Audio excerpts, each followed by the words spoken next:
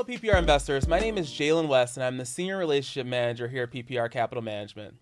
Today, I have the pleasure of sitting down with Spencer Staples, our Chief Investment Officer. Spencer plays a key role in shaping the investment strategy here at PPR and helping us navigate the ups and downs of the market. For today's conversation, I'd like to center it around a growing sector of multifamily investing known as build to rent. And to kick things off, Spencer, could you please explain what build to rent exactly is? Sure. Build to rent, very simply, is in my mind a hybrid.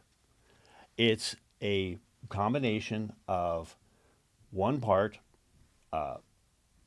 newly constructed apartment for rent with all the amenities that come along with a multifamily. The other part is it offers the space of a single family with a yard often and with the convenience of a garage. So in my mind, build to rent is almost like a subclass. It's a hybrid of multifamily and single family. That's the way I like to think about it.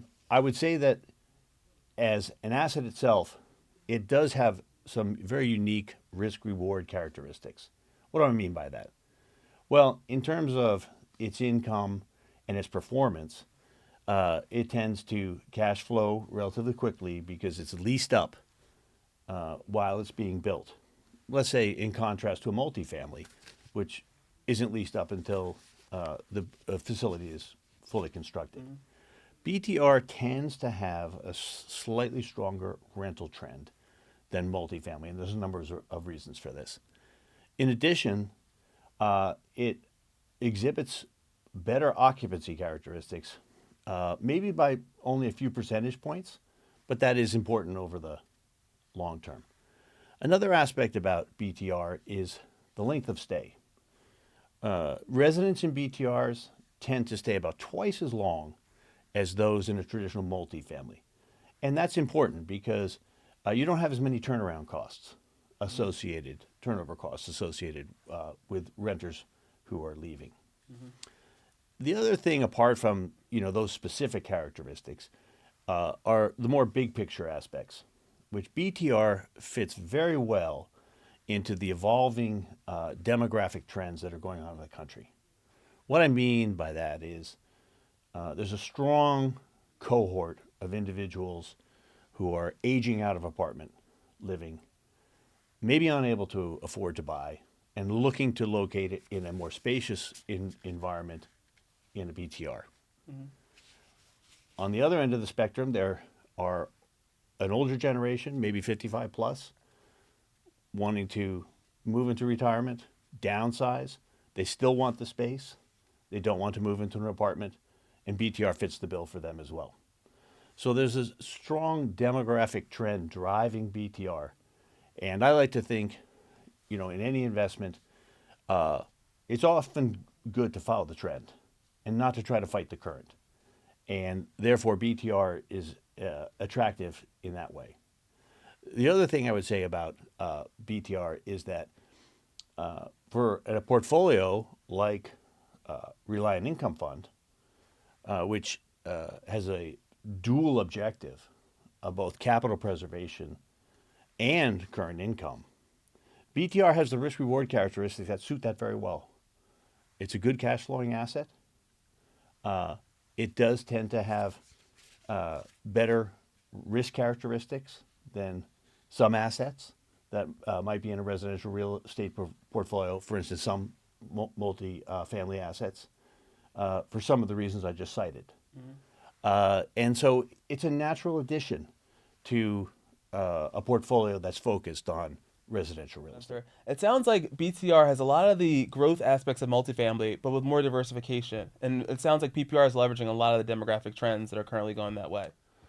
Yeah, I think that BTR is a natural addition to our portfolio because although it's very much like multifamily and also has characteristics of single family, they're different from multifamily. And therefore, by definition, it's a diversifying asset.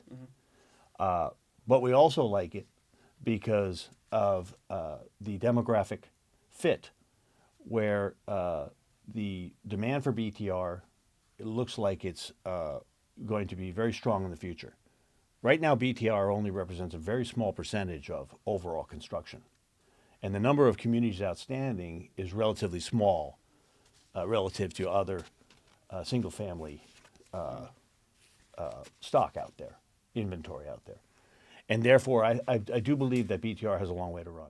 Yeah, that's interesting because it seems like multifamily carries a more transient population, while build to rent has a longer term time horizon for that typical tenant. Now, when we first introduced multifamily into the fund, many investors were concerned about the risk of blending different assets into the fund. First, we started out with NPLs, then we went to multifamily, and now we're going to build to rent. Can you talk a little bit about how bringing those different asset classes together overall decreases the risk for our investors? Yeah, sure. My pleasure to talk about that. Our history, as you know, has been in the NPLs, and one of the advantage of acquiring non-performing loans is that you have relatively low risk of, one asset in a pool of assets hurting the performance of the overall tranche. So if we were buying hundreds or even thousands of assets, it's very unlikely that one or two assets are going to change the return characteristics of that. Now, the downside is that you're only in one asset class, and so you're subject to some market volatility. You just recall that I spoke to you about the dual objectives in our RIF fund, which is income and capital preservation. It was incumbent upon PPR to continue to focus on capital preservation, and that included adding another asset class, which originally was multifamily. Multifamily had a different risk-reward profile than NPLs, and so by definition offered diversification. And when you have diversification, that does help you with your capital preservation objective. The good thing about BTR is that as a sort of subclass of multifamily, it also had different risk-return characteristics than multifamily itself. So even though it was a subclass of multifamily, it offered additional diversification. So it was, just a great opportunity to add an asset class in residential real estate, which is our specialty, where we got the benefits of diversification. Yeah, and one of the points I thought was interesting about build to rent is that you're able to lease these units up as they're completed, unlike a multifamily site where you're waiting until the end to finally start your lease up. Yeah, that amongst other characteristics of the BTR is one of the reasons why it does diversify the portfolio. If it had exactly the same characteristics of multifamily, then it probably wouldn't diversify. Yep, I definitely understand that. Now that we covered the broader market dynamics of build to rent, I'd like to talk about the deal, the $87 million deal that we just announced in partnership with Center Creek Capital. I like to frame this conversation around three main topics to make sure investors are able to get a well-rounded understanding of the deal that we just announced. First, I'd like to talk about the market and where it's located and the growth trends that we may benefit from. Second, I want to talk about the deal economics and what made the numbers compelling for PPR. And third, I want to talk about the value add piece that Center Creek brought to the table. So let's start with the market. Spencer, can you walk us through what dynamics in that market made the market attractive and what growth trends we expect to benefit from? Sure. Let me just, if I can, talk a little bit about how we approach, multifamily or BTR in general. We in BTR we're looking for strong secondary markets throughout the country. One of the reasons is that you're able to find the size of land sufficient or adequate to build the BTR community. So we're looking for really strong demographics in the first instance, and the availability of land and migration patterns, et cetera, that benefit it. That's part of our initial screening. The formal part of the initial screening is that we derive a location score across the nation for any project that we enter into. So the BTR will have to pass the initial screening, which is essentially what we call our location score. After that, we'll then probably focus on the micro. And what I mean by the micro is we'll dig deep down into the secondary city or MSA and examine, let's say, for instance, the diversification of the employment base, the trend in the employment base, the migration to the location and other aspects like that. What we're really looking to achieve in the location analysis is to find a location that is a superior one just right from the start. And that is going to allow us to build a community that's desirable and is going to remain, fully occupied. Yeah, it's always the goal. You want highest occupancy as possible, of course. Next, I want to talk a little about the numbers, Spencer. So from a return and structure standpoint, can you talk a little about the deal economics and how this aligns with the return profile of the Reliant Income Fund? Sure. For a property to like our Knoxville property, it's automatically going to have to qualify for our risk reward profile to be even included as consideration. After that, we're really looking for execution on the project in order to achieve those economics. So now you're getting into, our partnerships, the strength of our structure, our degree of input and oversight into the project. And when we're executing well on a project that's already passed the due diligence and appropriateness tests, then it's really just a matter of working well with our partners to deliver the returns that we expect. Now, you started to touch on this a little bit, but I want to dive a little deeper into the partner. As I mentioned earlier, the partner on this deal is Center Creek Capital. Can you talk a little bit about what they brought to the deal and what value add they bring to their overall Reliant Income Fund? Sure.